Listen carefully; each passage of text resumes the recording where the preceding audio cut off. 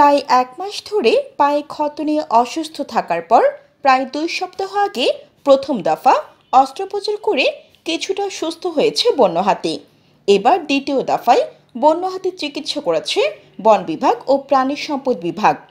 রোববার দুপুরে শেরপুরের সীমান্তবর্তী নালিতাবাড়ী উপজেলার বুরুঙ্গা কালাপানি পাহাড়ের বড়খোল এলাকার গহীন জঙ্গলে হাতিটির চিকিৎসা দেওয়া হয়।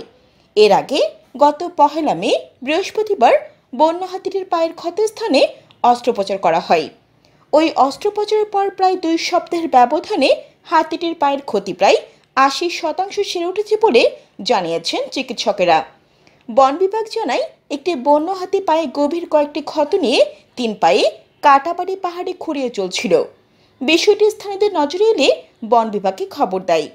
খবর পেয়ে ময়মনসিংহ বন বিভাগের মধুটিলা রেঞ্জ এবং বন্যপ্রাণী ব্যবস্থাপনা ও প্রকৃতি সংরক্ষণ বিভাগ শেরপুরের তত্ত্বাবধানে গত ১ মে প্রথম হাতির সুস্থতায় উদ্যোগ নেওয়া হয়। এই সময় গাজীপুর সাফারি পার্কের veterinary surgeon doctor Mostafizur Rahman, Nalitabari প্রাণী সম্পদ কার্যালয়ের veterinary surgeon doctor Sakib Hossain Sagar, বন্যপ্রাণী ব্যবস্থাপনা ও প্রকৃতি সংরক্ষণ বিভাগের বিভাগীয় কর্মকর্তা শাহিন কবির, বন্যপ্রাণী ও জীববৈচিত্র্য সংরক্ষণ কর্মকর্তা সুমন সরকার, ওয়াইল্ড লাইফ রেঞ্জ কর্মকর্তা আবদুল্লাহ আল আমিন, মধুটিলা রেঞ্জ কর্মকর্তা দেওয়ান আলী সহ অন্যান্যরা অংশ নেন। জান্নাতুল আফসানা, চ্যানেল বাংলা।